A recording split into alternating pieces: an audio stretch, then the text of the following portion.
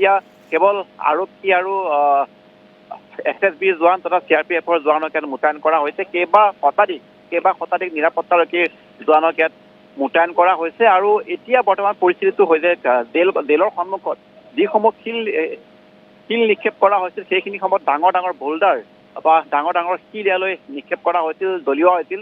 সেই শিল আৰু বোল্ডাৰসমূহ ইয়াৰ পৰা আঁতৰাৰ ব্যৱস্থা কৰা হৈছে, চাফ চিকুণ কৰি থকা হৈছে। ইয়াত নিশাৰ ভাগত বহুতো লোকক ইয়াত কামত নিয়োগ কৰা হৈছে। গুৰুত্বপূৰ্ণ বিষয়টো হৈছে এতিয়া যদি যিহেতু ইয়াত এক সান্ধ্য আইনৰ পৰিৱেশ বা সান্ধ্য আইন জাৰি কৰা হৈছে, এনে পৰিৱেশত বাহিৰত কোনো এনে লোক আমি দেখা নাই পথৰ সন্মুখত বা পথৰ ওচৰত। কেৱল আৰক্ষী আৰু মাধৱ দাস, আমি জানিব বিচাৰিছোঁ যে এতিয়া আৰক্ষী সঞ্চালক প্ৰধান ঘটনাস্থলীত উপস্থিত হৈছে নেকি? যে খন্তেক আগতে আমি গম পাইছিলোঁ যে আৰক্ষী সঞ্চালক প্ৰধান ঘটনাস্থলীলৈ ৰাওনা হৈছে, এতিয়া পাইছে নেকি তাত? এতিয়ালৈকে তেওঁ আহি উপস্থিত হোৱা নাই আৰু হয়তো 15-20 মিনিটৰ পিছত তেওঁ আহি ইয়াত উপস্থিত হ'ব আৰু তাৰ পিছত তেওঁ সমগ্ৰ পৰিৱেশটো ইয়াত দৃষ্টি ৰাখিব বা কি কাৰণে কেনেকুৱা ধৰণৰ পৰিস্থিতিৰে এই ধৰণৰ ঘটনা সংঘটিত হ'ল গোটেই পৰিস্থিতিটো নিয়ন্ত্ৰণ কৰি বুজি লৈ পৰৱৰ্তী সময়ত সংবাদ মাধ্যমৰ সন্মুখত তেওঁ সেই বিষয়ে হয়তো ব্যক্ত কৰিব পাৰে। কিন্তু গুৰুত্বপূৰ্ণ কথাটো হৈছে কিয় আজি এই ধৰণৰ ঘটনা এটা সংঘটিত হ'বলৈ পালে, কিয় আজি জুবিন গাৰ্গৰ মৃত্যুত অভিযুক্ত যিসকলক লৈ অনা হৈছিল সেইখিনি সময়ত এনে এটা পৰিৱেশৰ সৃষ্টি হ'ল যিটো পৰিৱেশত হয়তো কোনো আৰক্ষীয়ে বা অসম চৰকাৰে কল্পনা কৰা নাছিল। কাৰণ তেওঁলোকে ভাবিছিল মুছলপুৰ বা বাক্সাৰ যিটো অঞ্চল সেই অঞ্চলটোত যদি তেওঁলোকক ৰখা হয় অভিযুক্তসকলক, তেনেহ'লে হয়তো তাত জুবিনৰ অনুৰাগী বা জুবিনৰ ন্যায় দাবীত যিসকলে অৱস্থান কৰি আছে তেওঁলোকে এই স্থানত আহি ভিৰ নকৰিবই। কিন্তু তাৰ ওলোটা এক পৰিৱেশৰ সৃষ্টি হ'ল।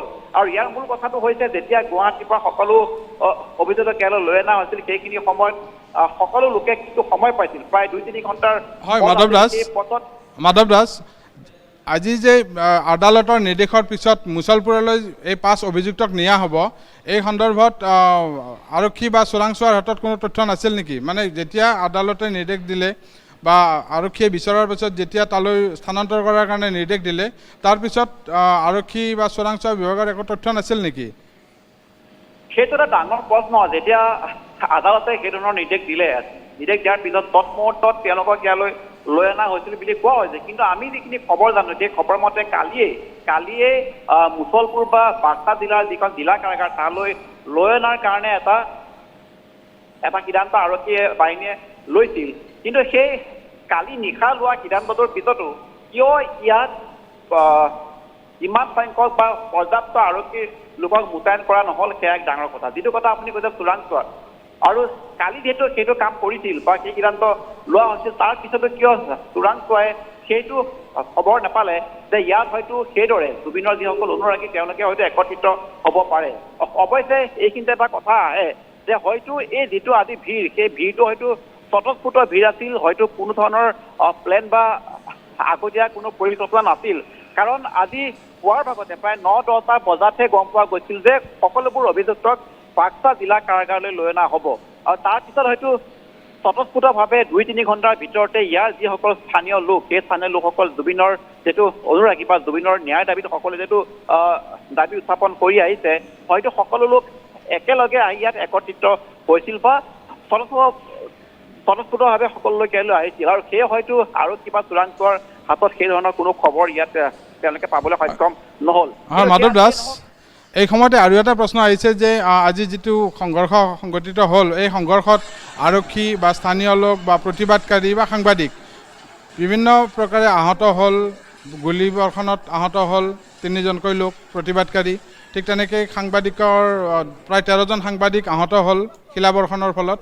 এইখিনিতে এটা প্ৰশ্ন উঠে যে সাংবাদিকসকল পৰিকল্পিতভাৱে কিবা চক্ৰান্তৰ বলি হৈছে নেকি, বা কোনোবা দুষ্কৃতিকাৰীয়ে লক্ষ্য কৰি লৈছিল নেকি, নে এয়া এটা ইনচিডেন্স বুলি আমি ক'ব পাৰোঁ?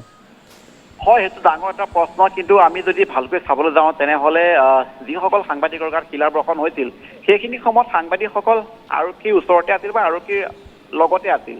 আৰু যিহেতু আৰক্ষীৰ গালৈ বা জেলৰ ভিতৰলৈ যেতিয়া শিল নিক্ষেপ কৰিছিল, আৰু আমি যিখিনি অনুমান কৰিছোঁ সেই শিলসমূহ হয়তো সেইখিনি সময়তে সাংবাদিকৰ গাত লাগিছিল। কাৰণ আৰক্ষী আৰু সাংবাদিকৰ দল একেলগে আছিল, একে ঠাইতে আছিল, আৰু আৰক্ষীক টাৰ্গেট কৰিয়ে যদি শিলসমূহ দলিয়াইছিল তেনেহ'লে হয়তো সাংবাদিকৰ গাত লাগিছিল। এইটোতো এটা ইনচিডেণ্ট হ'ব পাৰে। অৱশ্যে পৰৱৰ্তী সময়ত ভিডিঅ' ফুটেজসমূহ পৰীক্ষা কৰিলে সেই ঘটনা ভালকৈ পোহৰলৈ আহিব।